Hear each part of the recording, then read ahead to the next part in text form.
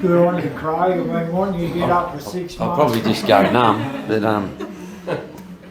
But we've sort of jumped into, well, the fight, I guess. We've always wanted to be in Christianity for, well, not just to sit in a church pew and do nothing. So we got nailed pretty early in our walk, probably the first 6 months, I reckon. Jumped into the spiritual warfare a little bit. Got hammered for the last 21 years, something like that, until circumstances came and Pete rings up on the phone. And then it was like, after that, I was like, yeah, this is the part I've been missing, the actual... I knew the enemy was going to attack, but I didn't realise that we could actually fight back. So we've been having the opportunities, a few opportunities, crazy opportunities, to get in and join the fight, and I love it. I can't stand watching people get lied to and attacked by the enemy, so it's good to get in there and kick them in the guts yourself, through the Lord, through us. And I've seen just the last couple of times, one day when we were all together at Mark's place, there was like just as we were praying, there was like that, I think it was finishing up, we were just praying, and there was this light. Like, I had my eyes shut, but you know when your eyes shut and you can see the light through your eyelids? I seen this like light. I felt the heat on my face, and I'm like, I opened my eyes and everyone else is just, laying hands on this person, and I was like, what's going on here? I was telling you about it, wasn't I? And I was like, it was just like on all of us. I thought, wow, that's cool.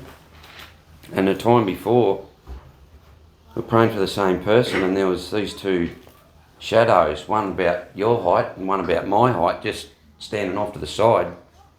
I was like, they were just shadowy black shadows, and I was like, whoa.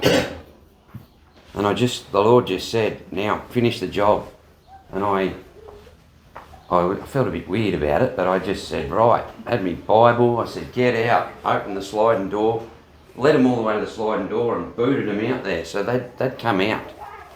And I hadn't seen anything like that before, but I was like, now we've been in a few scraps, some decent ones. And yeah, I love it. I love disarming the enemy when they beat someone down. You can see it. You can see it in their face that they're struggling. The daughters have been, like you said, in the middle of the night, my daughters woke up and standing at my bed. It's a 31-year-old. She'd stayed over at our place with her kids, and she's standing into my bed, and I thought I was having flashbacks. Because she's done this before when she was a kid, and I'm like, whoa, what's going on? She said, I need you to pray with me. She said, I'm freaking out. I'm having a panic attack. And so I went to the lounge room with her. It was about 2 o'clock in the morning, and we sat there, and I went, right, I'm just going to go for it. I said, sit here. I said, let's just do deliverance. And she sat there, and I think it was about a good hour. And I just went to town on these things, took authority, bound them, and by the end of it, she got freedom. Like, she was totally, she's like, oh wow, I can't believe it. I've got this. She's been a psychologist and all that stuff. But you can't fight a spiritual enemy with worldly crap that these psychologists peddle. I've been there. I did it 20-something years. I went through trying to fight these things with the world's, they're not even weapons. How many rehabs did you go to? I've been, about 13 times I've been through the system trying to get free from a spiritual attack. None of it worked. None of it ever worked. And now I know, because it needed a spiritual, it needed weapons, spiritual weapons to beat it. And it was what?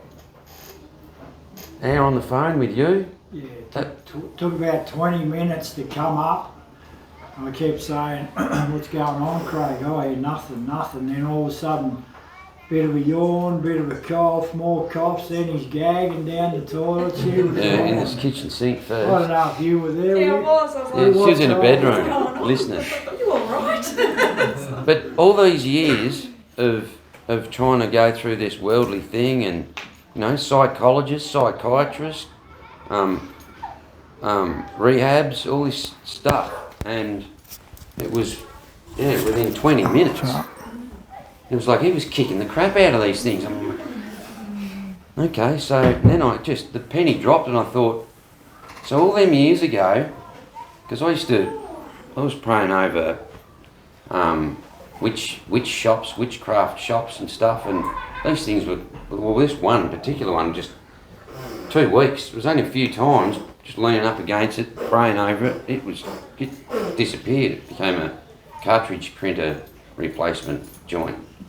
And a couple of other places, a strip club owners in Surface, we wrote on scriptures on the back of the plasterboard sheets before we put them up, and in his office, and we just stood out in his balcony and we're praying over all these strip clubs and nightclubs. This street would be full of spew on the footpaths and everything the next morning. When we'd get there early in the morning, me and a mate of mine, I hadn't been a Christian very long, and I was like, but I had that natural or spiritual instinct to go, you've got to talk against this rubbish. And so I sort of had that half teaching of, not teaching, half knowledge of that this is the enemy. He's having a field day here. He's oppressing there's so many men getting sucked into these strip joints and whatever. So we just started speaking out over this joint. There was spew on the ground, and the little cleaner trucks would be coming up, cleaning all this mess up. There'd be like blood and stuff on the ground where all this had been going on. And so we just started praying against it. And then, I got these panic attacks one day. That was how they got me. And they just kept coming. Like, probably 10, 15 massive, like, evacuate panic attacks. And I thought, I'd never heard of a panic attack before. I thought I was dying. So I had all these tests. It's me lungs, it's got to be me lungs, and all these, and it come on in a different way. And I was at the hospital so many times trying to figure out what's going on. And that was nearly 22 years of a nightmare. And it took an hour's phone call to beat the crap out of him. Then I started to learn how to do it myself, on myself. And we've been getting opportunities, like you said, just to ask for the opportunities to come. They've been coming like weekly.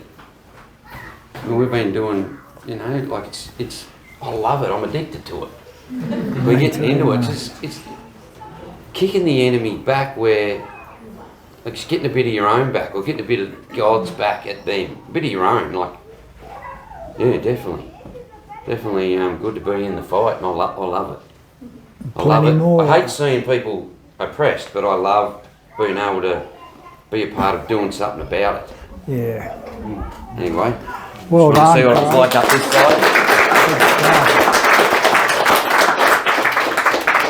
That's what it said, and the 70 returned with joy, saying, even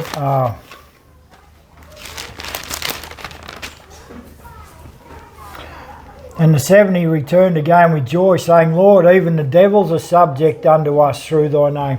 22 years of being tormented with no escape. What'd you say, 13 rehabs? Over and over, but he was being persistent. He believed in God the whole time. Craig's got such a good understanding of Scripture. I was amazed after what he told me he's gone through, and he can quote Scripture. I'm thinking, how can you go through that and even bother reading the Bible? Why didn't you lose your faith? How come the devil never stole your faith? And it was amazing. But now God knows straight away, bang, he's got the freedom. He knows he wants revenge on the enemy. And anyone that gets good deliverance, they want revenge on the enemy. And you get joy out of it too. So He's got a fantastic testimony, and I'll stick that on YouTube, mate.